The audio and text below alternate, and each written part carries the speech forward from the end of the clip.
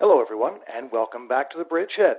My name is Jonathon Van Maren, and today we're back on a topic that we've talked a lot about on the Bridgehead, and that's the topic of pornography. As most of you know, I try to interview a lot of experts to really unpack what goes on inside the porn industry and how the porn industry really affects other people, and especially how it's affecting our culture and our society. So today I'm talking to somebody that I met back in the fall when I was in Houston, Texas for Nicosi's conference on sexual exploitation and pornography, and I met a woman named Jessica Neely, and she actually used to be in the porn industry. She was one of the top Googled porn stars in the 2000s, and then she eventually crashed and left the porn industry, and she's now really on a mission to highlight the dangers of pornography and what goes on inside the porn industry, and she's already being heard. Her testimony was one of those that was quite pivotal in having Arkansas declare pornography a public health crisis, which a number of states have done now. So we're starting to see a shift as more people not only talk about what porn has done to their lives, but those former porn stars who are willing to come out and explain what's really going on behind the curtain. So I had Jessica Neely on the show, and this is that conversation. All right, well, why don't we start off by you just telling our listeners a bit about your story. Absolutely. Well, my name is Jessica Neely, and I was born and raised in a small town in Colorado, where I failed basketball, I failed volleyball, I was horrible at every sport, even though I was 5'8" by third grade. So I was a failure at sports, and the one thing that came natural to me was to be an activist.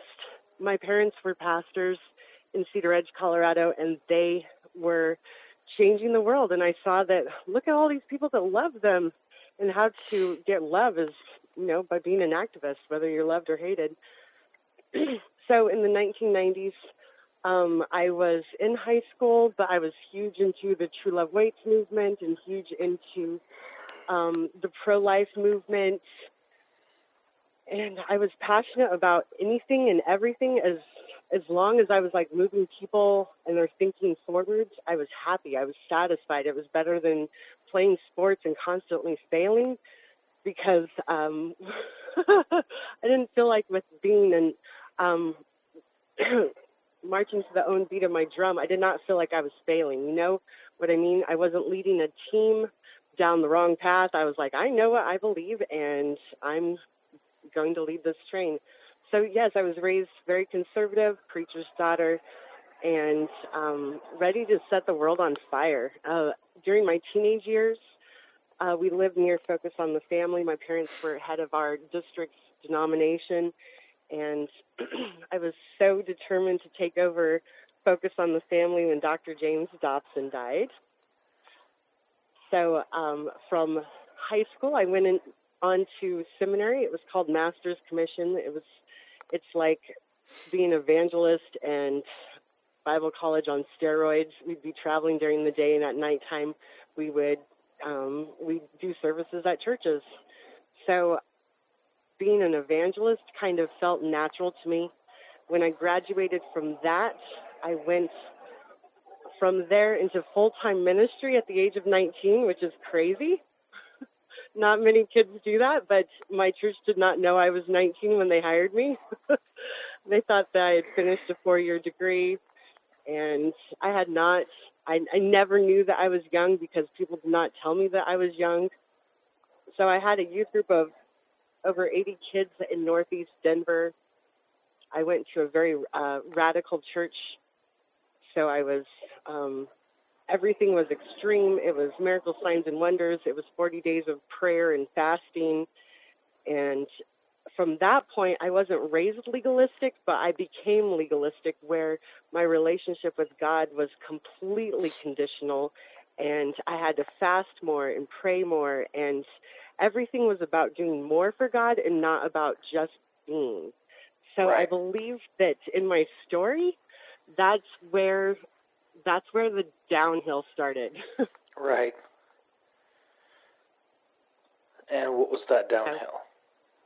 That downhill was I went from being $40,000 salary to a church plant in Estes Park, Colorado, which is a little small resort town that if you're going there on purpose. So I was working.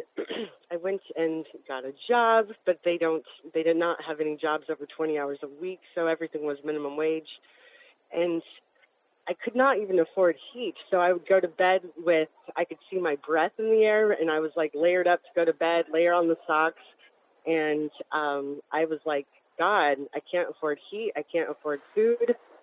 I looked at my bottle of Palmolive soap, and I was in the shower, and I'd wash my hair, my body, my clothes, my dishes, all in the same bathwater. And I'd been on the mission field before down in Mexico, as my parents are now full-time missionaries, but I was living what I thought was in poverty, but it was almost, I had a sense of pride, like, look what I'm doing for you, God. And that is where that relationship with God was not a relationship, and it became very dangerous. It's a dangerous place to be in when you are putting your relationship, whether with humans or with God, based on the do's and the don'ts and the legalism of it all. So it was Easter Sunday in 2003. I was going out to my car to warm it up, as the month of April in Estes Park, it's freezing cold. And I'm not paying attention. You don't have to pay attention to anything in a resort town. And I didn't see anything come toward me, but all I know is my head hit my car and then hit the ground, the asphalt, and I just saw my blood from my face go into the snow. And all I could think about is that I'm supposed to speak at a purity conference on Wednesday. It's spring break week, and I had no idea what was happening. I was the only nudity I'd seen in my life was Schindler's List, and I wasn't able to admit that I'd seen a rated R movie. Right. So I didn't know it was happening, but I was like, this is what I'm saving myself for marriage for. And at the same time, I'm going through this checklist in my mind, like, was I wearing a short skirt? I'm not wearing a short skirt, high heels. I'm not flirtatious.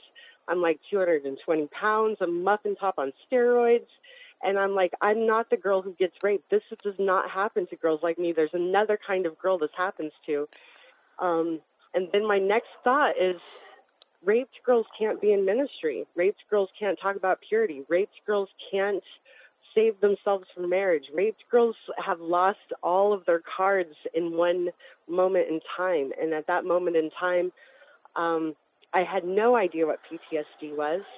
I knew from the 1990s, from Desert Storm, men were going overseas and coming back a totally different person, and they had just started understanding the rewiring of the brain where you're constantly stuck in fight, flight, or freeze.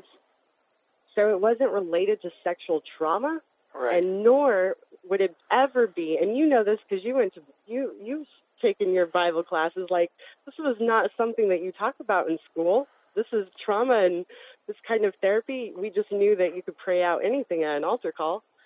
So I went to I threw away all my seminary books. I threw away everything, but I had still taken that stage that Wednesday. And I remember standing there and urinating on stage, and people are going, what the heck happened to her?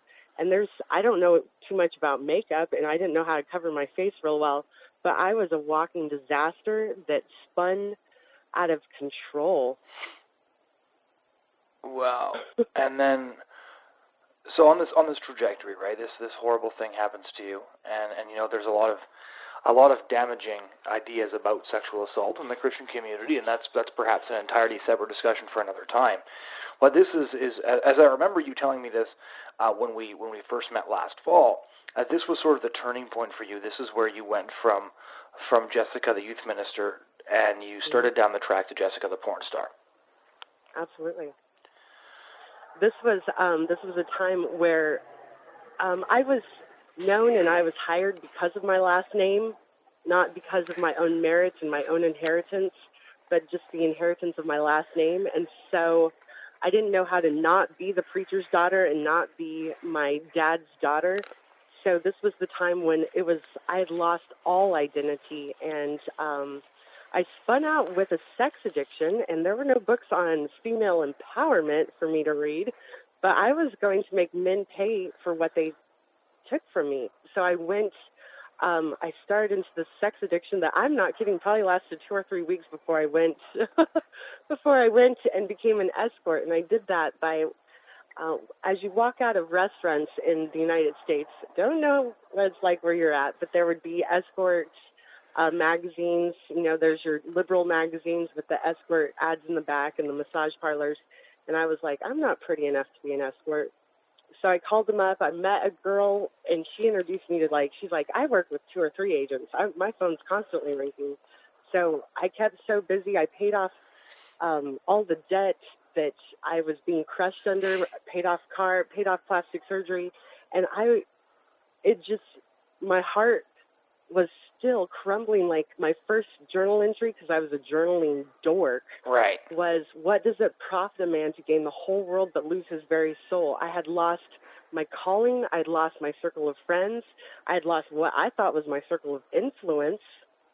Like, my whole stage was completely gone. And so when I went to a swingers party, I was introduced to a gentleman who had an adult website, and this is back when people paid for pornography.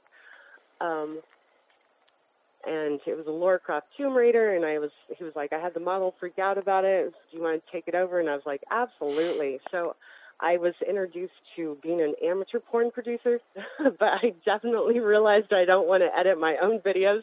So I was like, you take your cut, I'll take mine. And I was introduced to the silent world of addiction, because all of those websites have a back room. Right. And you know who's logging in, at what time, what country they're coming from. And I quickly saw that the Bible Belt of the United States, they were my biggest fans. And I saw that Sunday, the day that we are to be at rest, I saw that Sunday was the very day that most of my business took place.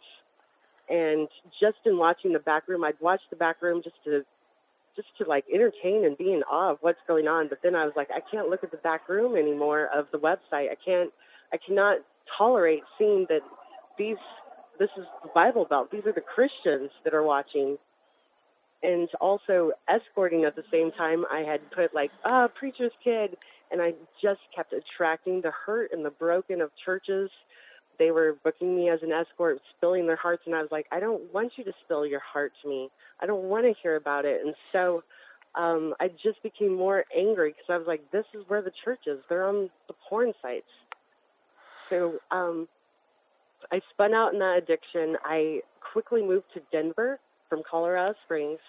I called all the high-end girls, and I said, hey, why don't we all work together in this awesome apartment I have?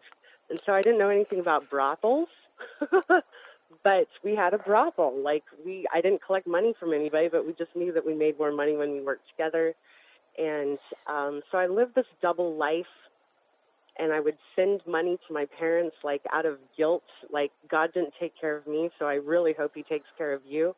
Or there was this sadness inside of me when I would hear my parents say, oh my goodness, all this money just came in, because they were missionaries at the time, and all this money came in, and I was so angry with God. I was like, God, why are they more special than me? Why do you take care of them and not me? And I'm evaluating my life, what have I done wrong?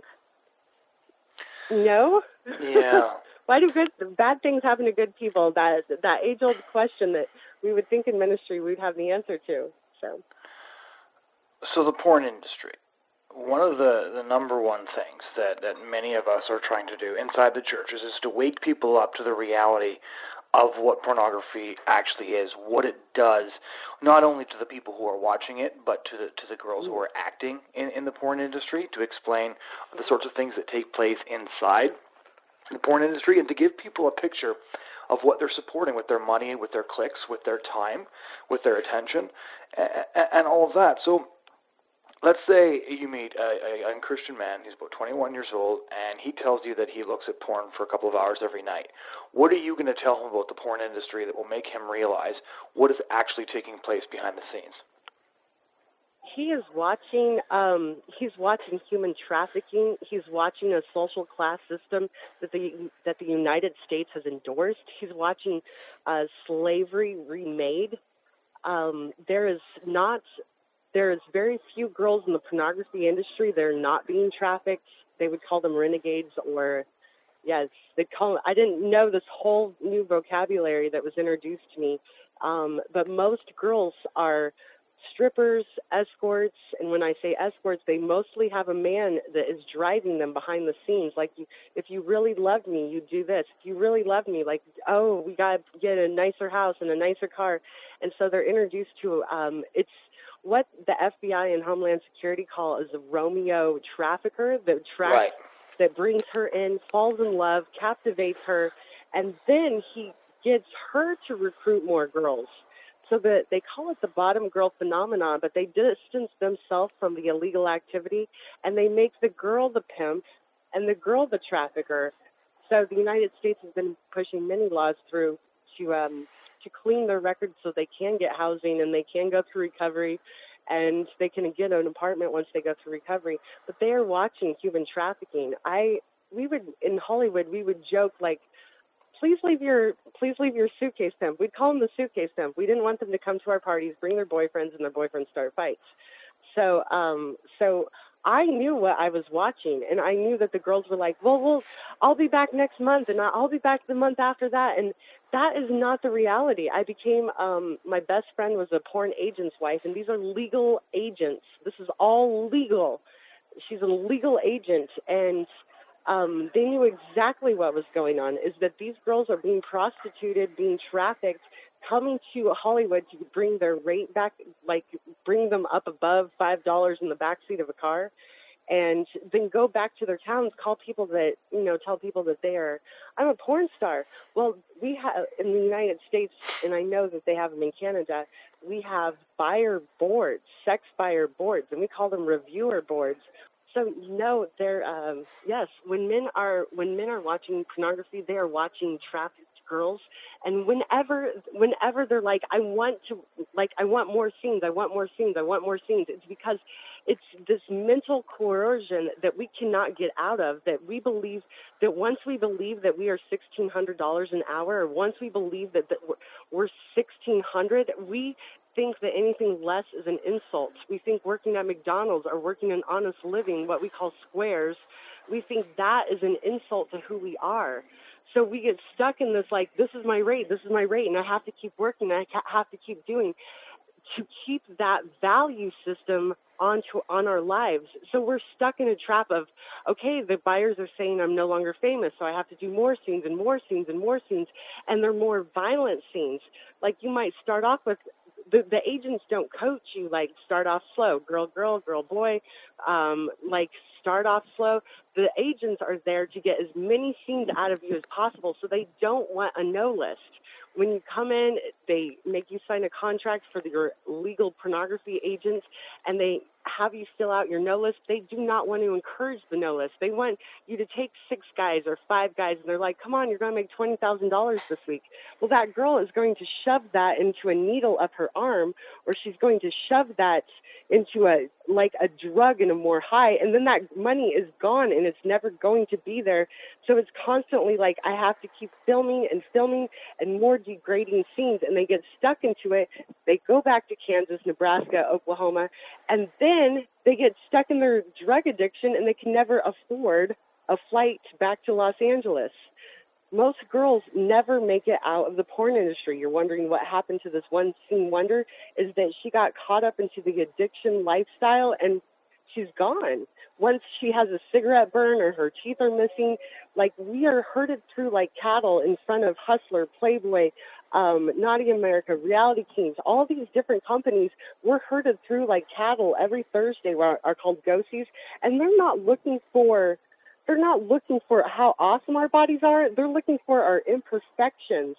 So, and that's exactly the world that the pornography industry has created, is a world that's constantly swipe, next, imperfection. So when I graduated from my program, I was like, wow, this is the society the pornography created, is the Tinder society, that there's always something more.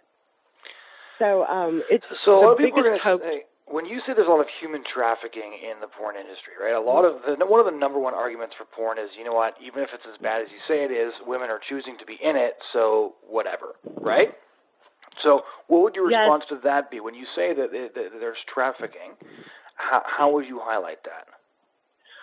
It's a battle that we are currently in with the human trafficking allies here in the United States when they're posting pictures of little children in handcuffs and ropes. Is that the society that I live in is honestly like, we don't have human trafficking because they think that some little 7-year-old is going to be going through Walmart with handcuffs. So they're like, it's definitely not a problem. What it is the mental captivity. What happened in the 1990s when people started taking on domestic violence and saying, why don't you just leave the guy? And they could not understand why women don't leave the abusive guy. When FBI and Homeland Security train on this subject, they said, we are finding out that it's exactly the Stockholm Syndrome. It's the trauma bonding where you are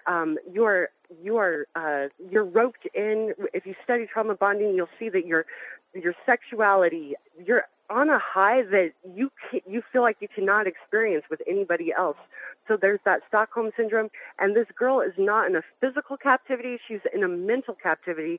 And with many single mothers locked into our poverty, our system of poverty. For example, I have to make over $12,000 to get insurance in the United States, so I'm like not having insurance because I'm not making over $12,000.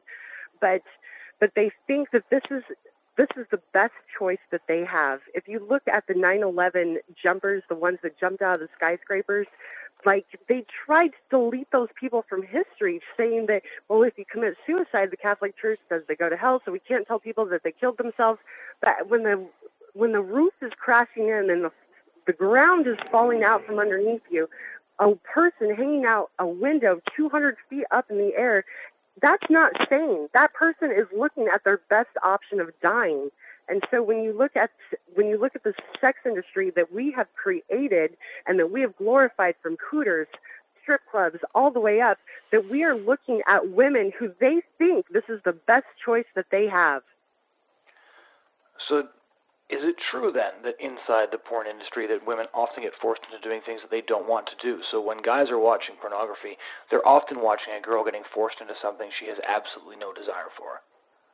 Absolutely. For the contracts that we say are on our yes list or our no list, for example, if we say that we allow toys, in the girl's mind, she's thinking one thing, but when she arrives on set for a BDSM company, it's like machines that are going to haul on her and strap her from the roof and the ceiling and beat her. And she is like, if she backs out, she has to pay $1,000 kill fee. So once she's on set, she can't back out because she said that she allowed toys. So many girls end up on sets, and it's not what their contract said, but they still have to do it because the pressure is that one producer will talk to the other producer, will talk to the other producer, and they'll never get hired again. So they're like, I can't make anybody upset. I have to take this. Right. So, again, one of the things that you mentioned, right, is that in the porn industry you would stay around because you would look down on other people and stuff like that. At the same time, the picture you paint of what's going on behind the scenes is so horrifying. Why does anyone stick around? Because they know that they can't they don't see a society that will welcome them back. I love following the gentleman that I went through the porn industry with, because men are like, oh, what can I do to get into porn? And there was a red carpet event. I threw my drink at this guy and I'm screaming, how do I get out of this? And when guys are trapped in it, they're realizing, okay, I can't go back to a trade school. I can't get a real job. And I'm following the guys I went through porn with, and they're constantly on their timelines going, okay, I just got called into the office and fired from this job because they found out what I used to do. And it's the guys are even sick of this. So it's that realization that there's not a world and a society out there to take me in when I choose to get out. whenever I was at pornography conventions, because we have porn conventions in major cities, we had Christians going, you're going to hell, like, die, go to hell. And this girl was picketing right in front of my face, like, turn or burn, fly or fry, live or die. And I started crying. I crouched underneath my booth because I was like, is that the Christians that are waiting for me? And it's like, I can't go back. I can't go back. I can't go back. So what about the violent side of things? Because I interviewed another former porn star a little while ago, and she was in the industry in the early 90s, and she said that from her perspective that everything has changed so much and so fast, right? The new craze is violence. The new craze, helped along by things like 50 Shades of Grey, but it was rising even before then, is sexual violence. And in fact, one American porn producer said that the future of porn is violence. So from that perspective, so many people, like to pretend that pornography is just essentially videos of people having sex. But is it as violent as the alarmists say it is? Oh, absolutely. It's like playing Super Mario Brothers, or back in my day it was like Atari, is that you're only satisfied with playing Space Invaders for so long before you're like, dude, I'm done with Space Invaders. I want something more violent, more shocking, and that's why we push the envelope more in our entertainment industry with more shocking lyrics, more shocking everything, is because with addiction, you need a greater high. So they're like, okay, if we can marry domestic violence and sex acts, then the girl is going, okay, so I should like to be hit and I should like to be smacked. And the guy who's 5 or 6 or 7 years old now on his phone, because less than 16% of parents filter on their phones, is that he's going, okay, girls like to be hit, they like to be smacked. So we've not done away with domestic violence. We've glorified it and give the woman who can endure the most trauma, we give her a plastic trophy at the end of a red carpet. What kind of impact does the sexual violence have on the people inside the porn industry? Because you have a different view than most people have, right? Because you actually saw what happened to the people who experienced that sort of thing. What was that like? I remember watching a rape happen at a party, and it was by this producer who was putting his entire hand inside this girl's body, and there was blood everywhere, in not your normal place that you find blood. But I was watching rape, and I called my publicist, and I said, what do I do? And he's like, get out of there. You don't want to be associated with that. So that I was going to do crazy things with, and I was like, I remember going into the bathroom, and I'm like, if you don't do whatever he wants, you're not going to get hired. So I went back out there, and he was raping another girl who was unconscious. So when I saw her 2 weeks later at a go-see, I'm like, I am so sorry about that I didn't do anything. And she said, are you kidding? I'll do anything for a scene. Isn't that crazy? So I saw violence. At the porn parties there, it's ran like the mafia. Before OSHA had not stepped in until 2011. So I was fighting to keep condoms out of porn. It was only me and one other girl. So I have seen the porn industry get humbled before. But you get in such this mental captivity of yelling, my body, my choice. And I stood up in a hearing, and I'm quoted for saying, did you cash the check, when this girl said that she was raped on set? Because we are so delusional that she got paid, so she should shut up. But in all actuality, the pornography industry is profiting off of mental illness. My PTSD complex PTSD has cost the mental health care system over almost $1 million in 3 years. So it's like that America is paying now, or it's paying later. But you can only consent to rape so many times before you mentally disassociate so far out of your body that you're no longer, it's multiple personalities. You're splitting your personalities, and there's so many mental disorders that this is causing, because the human body can only go through so much rape.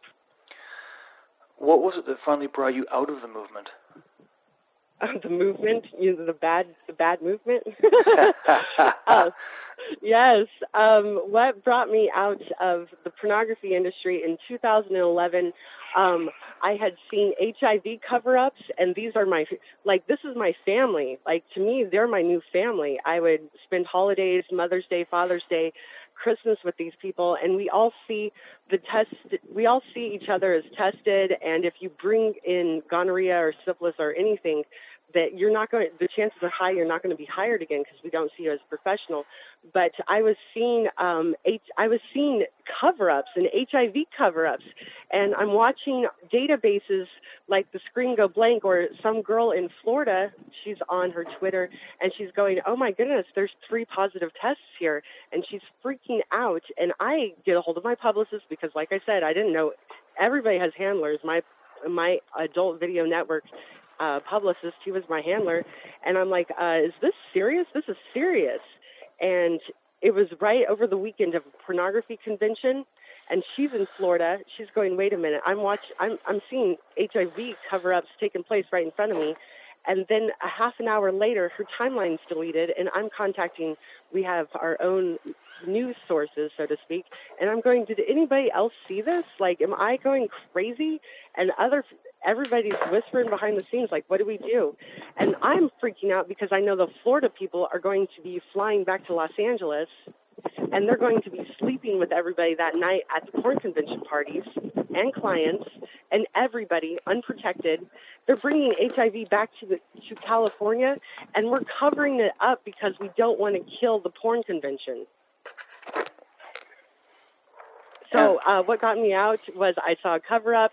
My best friend, who had so many college degrees, and her dream was to be a college professor. She was a year or 2 older than me, and she was like, I'm trapped. I was her last friend. I had her thrown out of my hotel in New York, and then it was like a week later, I hear that she overdosed in a trap house because she could not get a job. She could not get hired as a professor, which was her dream job. So I'd seen the suicide. I was dating the highest paid male actor to ever live, and he was bisexual, and I was like, dude, I can't.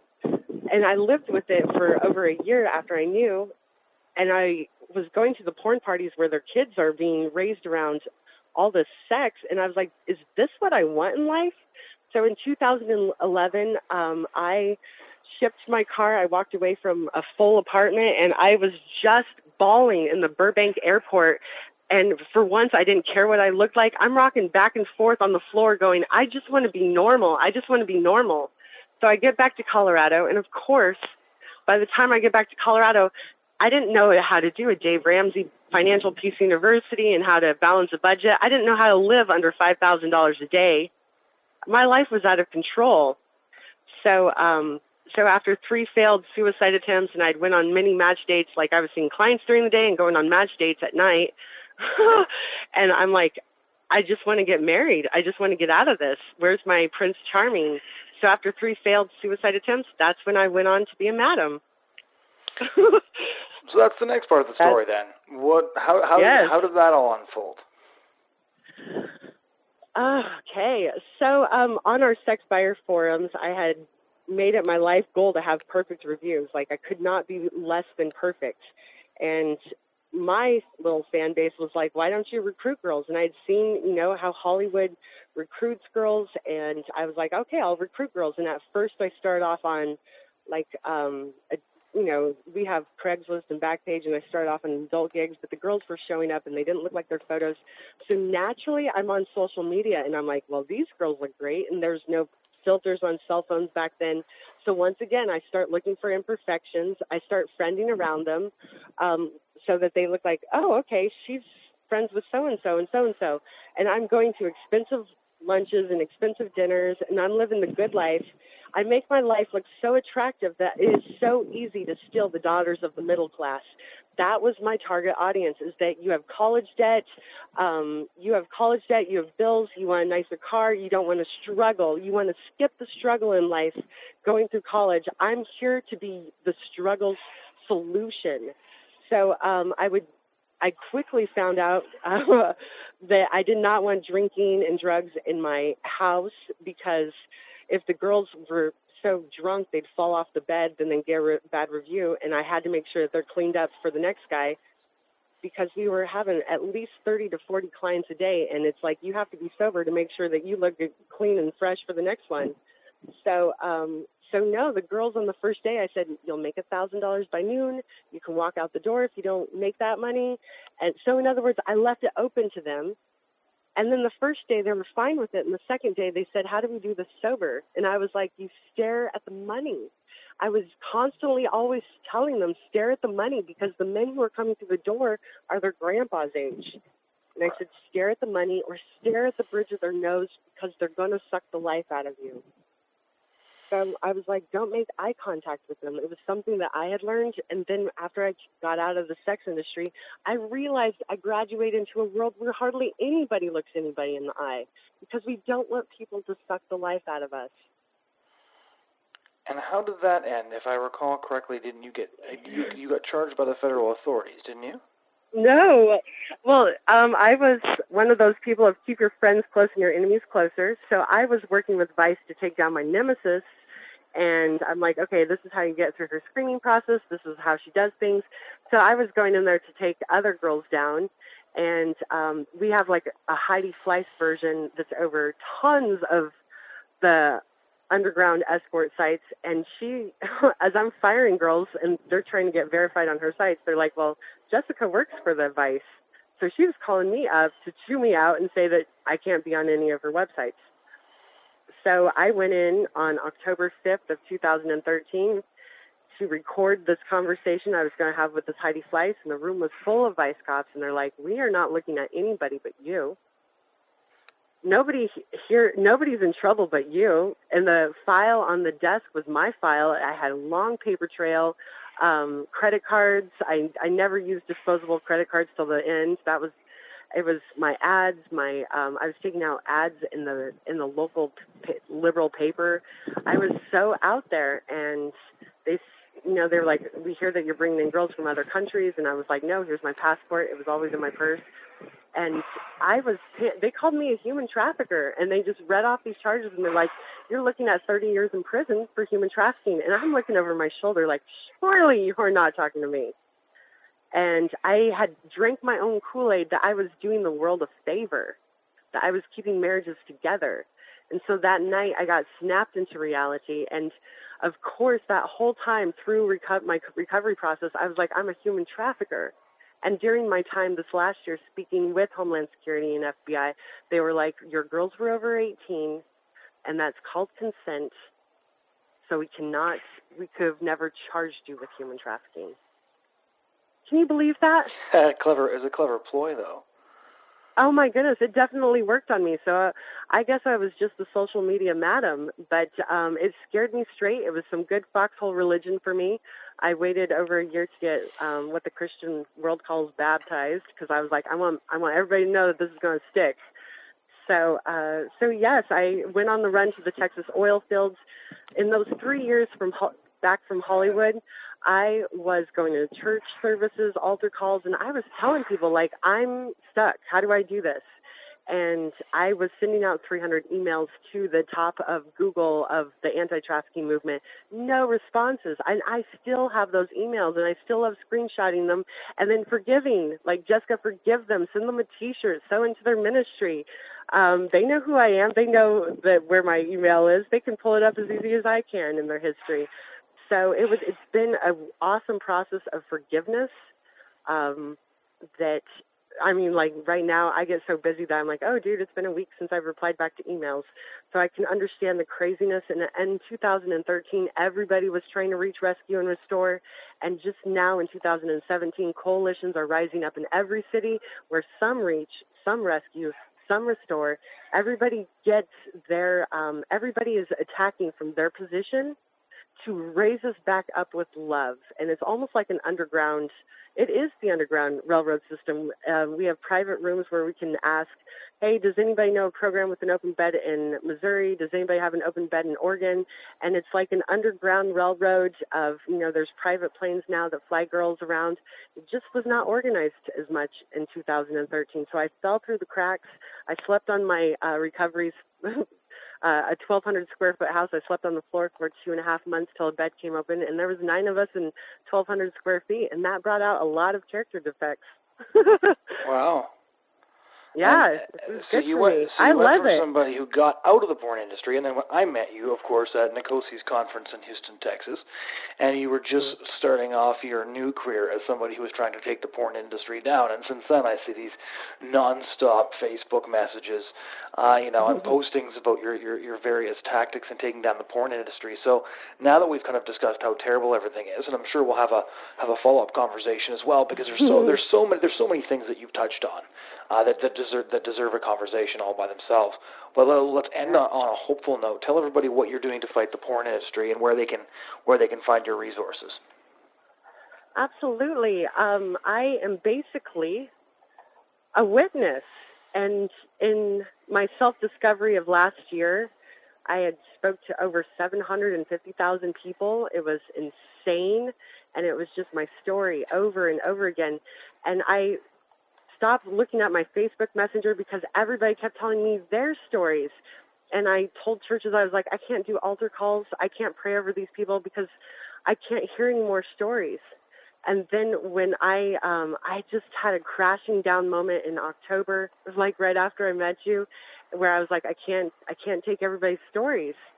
And then it was very clear to me, this director for my recovery was like, well, why don't you have a shirt that says this is my story? And I was like, that's so stupid. Well, it was the month of December when I'm Googling like how to start a nonprofit, how to have a board, branding, marketing. It was like, this is my story. Like, this is the story of an entire nation. That which was killing me in 2016 of here's a story and here's all these stories and we can't do anything about it. So right now, as the months are ticking by and bills are progressing and people are going, wait a minute, can we really take on the porn industry? And I'm like, hello, Canada's trying. We got the UK, these progressive first world countries are trying. And I'm like, look, it's been done. You're not crazy anymore. So as hearings are taking place, I'm challenging the United States in my little social circle of get to the courthouses, be that story that as the months are going by, I'm understanding this truly is about the story of a nation. And what was killing me in 2016 was actually my calling is to make a platform, build a platform for every person's story. Every person's story, that child that's been molested by another child, that woman who's been divorced, the woman who is in addiction herself and she feels alienated. Like, this is the story of a nation to be called out of darkness and step into a calling. So I'm really excited about what the future holds. I really am. Well, thanks so much for taking the time to do, round one of a conversation on this. Oh, absolutely. And I can be found on Facebook as This Is My Story.Solutions or Jessica Joy. The website is thisismystory.solutions because whenever I'm like, I keep saying when the dust settles, every Friday I want to do interviews with the solutions, that this is not a sad story, that we are in a moment of time, of abolition, the final tipping point of the human trafficking movement, where we're uprooting and we're tearing down, but then we need to restore and grow back the land. And that can only be done through healing and intimacy. So I'm preparing the soil. Like, yes, we are tearing down, but there is a solution and you do recover.